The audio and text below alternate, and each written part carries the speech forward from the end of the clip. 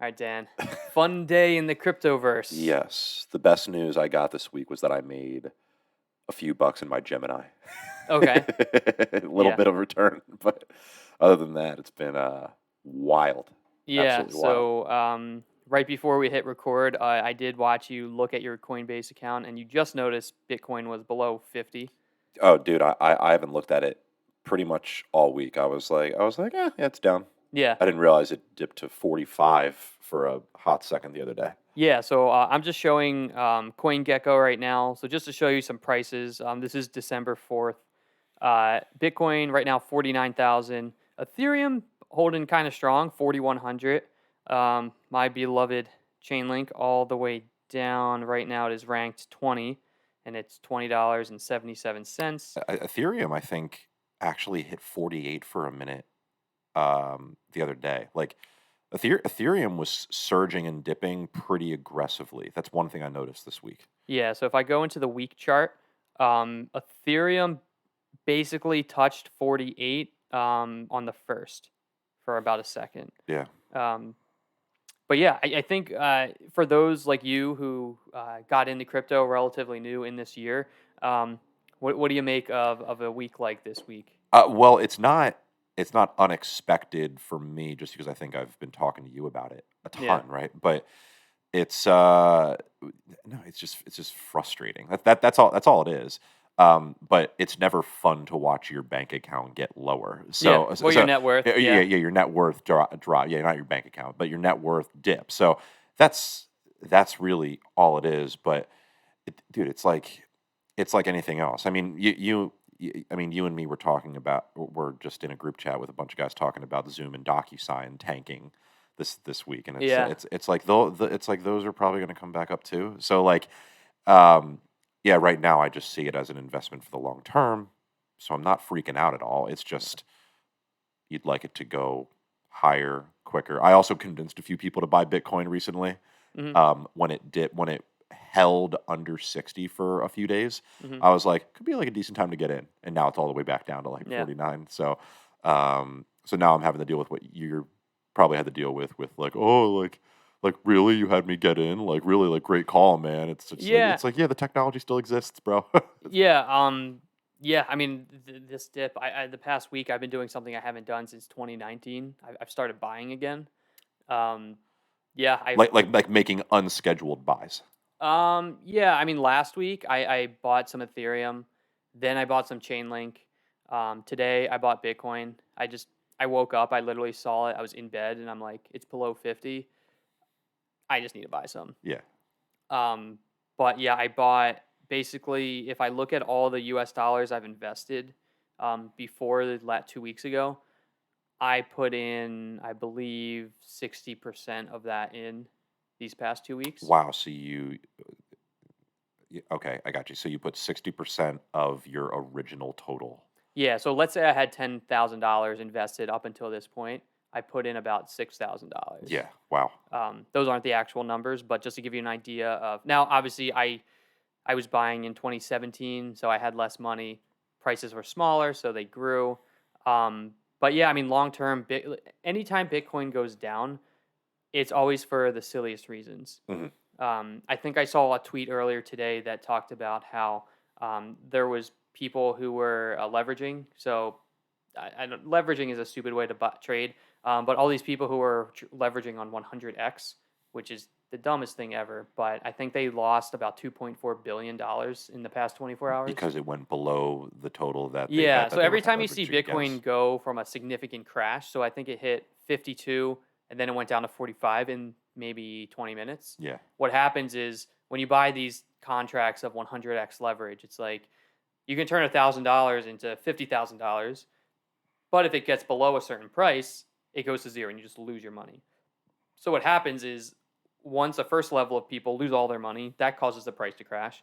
Then the next level of people lose their money, and it's this cascading effect. So 52,000 to 45,000 happened pretty quickly. Um, but yeah, I think one thing I do want to bring up, I actually did a little of this today, is it's called wash trading. Are Would you you say wash or watch? wash? Okay. SH. Got it. Does that mean anything to you? No. So It's something that you cannot do in with stocks because of regulation, Hmm. but as of now in crypto you can still do it. So I'll use the Chainlink I bought a week ago as a good example because Hmm. that's what I did. I bought, let's just say, $1,000 worth of Chainlink, Hmm. and it went down about 10%. So it's worth $900.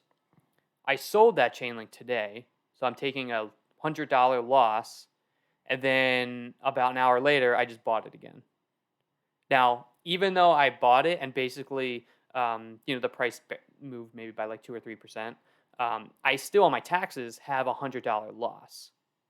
Okay. So from a tax perspective, we're in December after in what 27 days starts a new fiscal year. So all of our trading and we start paying taxes. So that $100 loss can go against maybe let's say I made $500 of profit earlier this year. So now instead of paying taxes on $500 of profit, I now only have to pay taxes on $400 because it's $500 minus $100. Got it. Now I'm using small numbers as an example, but Hmm. add 3 zeros to all of that. Yeah. And then next thing you know, you just saved $100,000. Hmm. Um, so as of now in crypto, you are allowed to do this. There's no regulation that says so. Like in stocks, what they did with regulation was if you sell a stock, if you buy it within, it's either 60 or 90 days, or maybe even 6 months. I forget the time, Yeah. but if it's within a certain threshold, then you can't claim a loss. Got it. So, because wait, I don't know when this rule happened, but that's what stock, the big wigs were doing back in the day to not Yeah. ever pay taxes because they were always having losses somehow. Yep.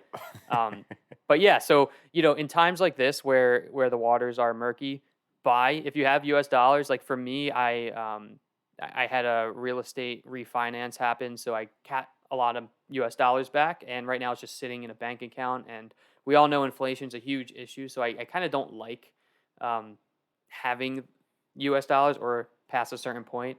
I do use BlockFi, so I'm technically getting like 8 to 9% of interest, Hmm. but um, I don't know. I feel like I don't own as much Bitcoin or Ethereum as I should, and I own a lot of Chainlink, but buying Chainlink to me never doesn't seem like a bad decision.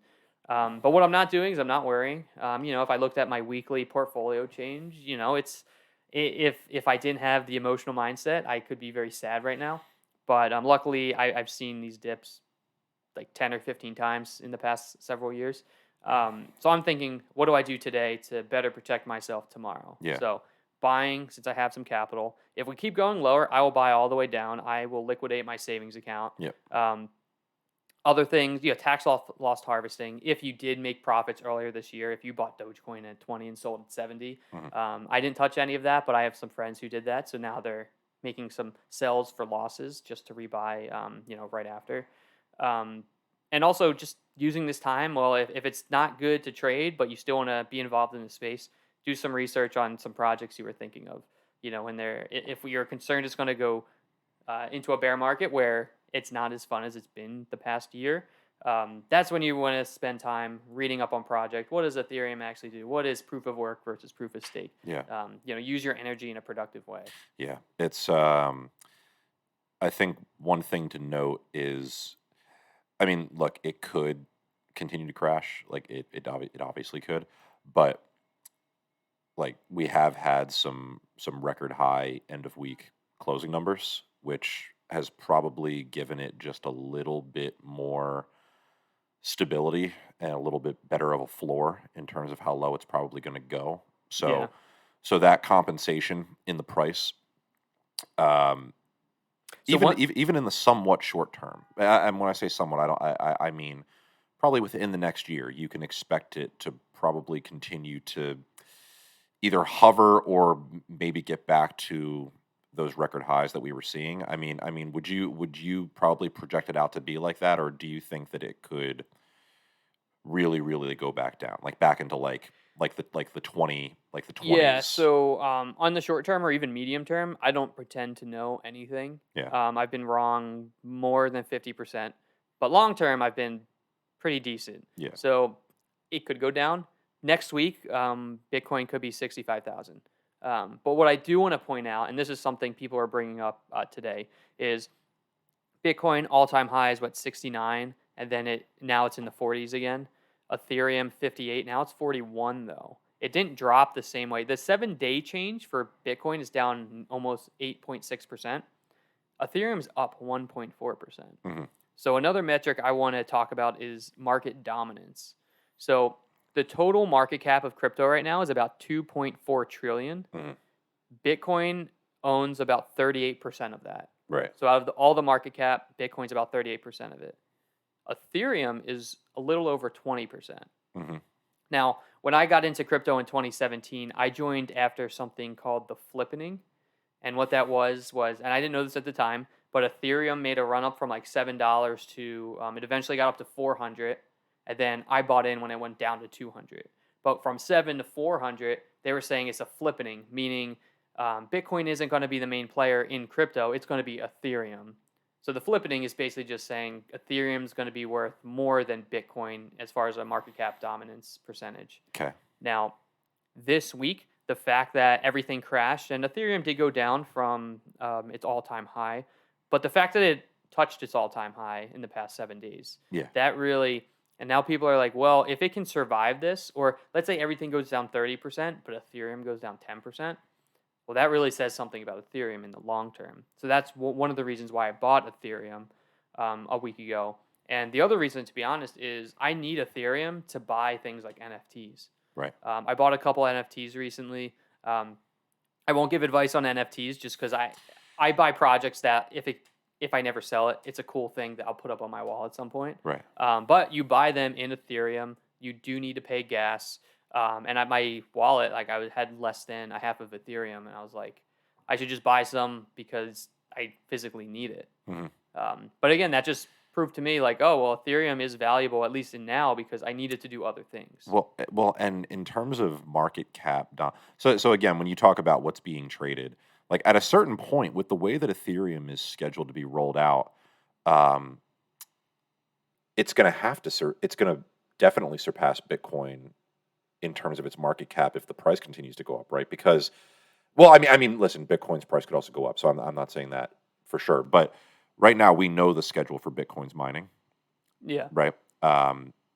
With Ethereum, I believe as of right now, their protocol is that they're going to have annual caps of 18 million Ethereum tokens. Hmm.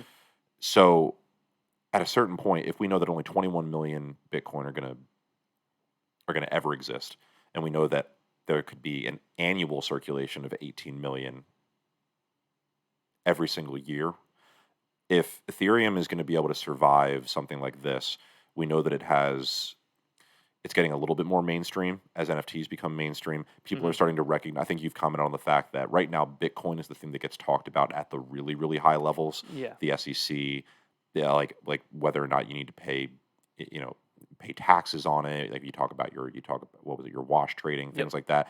When you have the people who control those elements of the economy, they don't think about things in terms of cryptocurrency. They think about things in terms of Bitcoin. Hmm. Whereas people like you and me who are involved in cryptocurrency, like we see Ethereum as really just as prominently known and displayed and maybe even more used nowadays than Hmm. Bitcoin, right?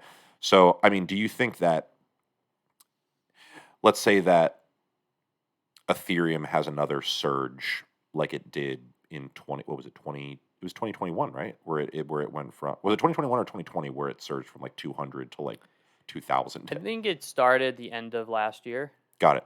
So if that were to have another exponential explosion like it did, whereas Bitcoin is a little bit more multiplicative right now, like do you think that if Ethereum's market cap overtakes that of Bitcoin, that Ethereum will suddenly just become the dominant currency to own, or do you think that it's always sort of going to be Bitcoin that's going to sort of control the market? So I think short term, if it does overtake, it could go into this new price discovery or market dominance discovery. Hmm. But again, there's a couple variables there. Is it overtaking Bitcoin because Bitcoin is just plummeting in value? Or is it overtaking Bitcoin because Ethereum is just becoming so valuable? So depending on how it overtakes, I think would dictate um, if it were to skyrocket or if Bitcoin just slowly crashes and Ethereum kind of maintains and it's like, all right, well, $4,500 for one Ethereum is now it overtakes the market dominance because of that. Yeah, and I mean, Bitcoin's value would have to explode in order to keep up with the overall market cap of Ethereum, assuming Ethereum's price continues to go up. Yeah, and I don't really know. The other question to think of is like, does it matter? What do you mean? So let's say Ethereum does overtake Bitcoin, but Ethereum's worth $10,000 and Bitcoin's worth, like 200 grand. Hmm. I don't know if that math works out, but Yeah, the point I'm making is they're both higher than they are today. right. So it's like, you want to have a bet on both horses. Yeah, I think it's more. It's more for the. I think I'm more getting at the fact of, you know, if Ethereum goes exponential, and then it also enters into a what was the term you used, like market dominance discovery. Yeah, like price discovery, but Yeah, market dominance discovery, maybe. it's like, does that just completely and utterly shoot it to the moon, making it a more valuable investment? I don't know, but Yeah. again, we're talking about things that are, we don't even, we honestly, we try to give long term advice, but at the end of the day, we don't even know if those things could happen in the short term, or like we're fairly confident what happens in the long term, but we have no idea even like what could happen 2 months from now. Yeah, and I think maybe one thing we'll end on is we talked a lot about Bitcoin and Ethereum and what their price action. I just want to share my screen again, and I wanted to again talk about Chainlink. It's hovering around $20. Yeah. So Bitcoin and Ethereum, I think, are the safe bets if you want something that you're betting on crypto being successful. So as long as it is, I think either of those will do well for you. But if you want to bet on something that really hasn't gotten the credit that it deserves, we have Chainlink. I know I talk about it all the time. I bought some last week at around $24. I sold today at 19. Again, a very small portion of what I own, but that's what I did for my wash trading, and I rebought it like what it is now, a little under 21. But let's look at the chart. Let's go to 180 days. It's really been hovering around as low as in July. It did get as low as 13, but it's really been hovering around this $20 to $35 range, and I think it's right now it's at the bottom of that, so it's around 20. Hmm. So I think it's a good spot. Again, when you're buying something like Chainlink, any dollar you put in, make the conscious decision that you don't need that money for at least 3 years. Yeah. If you're okay with that, I think right now is a really great time to buy. Yeah. So you should probably buy some at the end of this. Yeah. But yeah, I think that's a lot for now. And we have 27 days until the end of the year.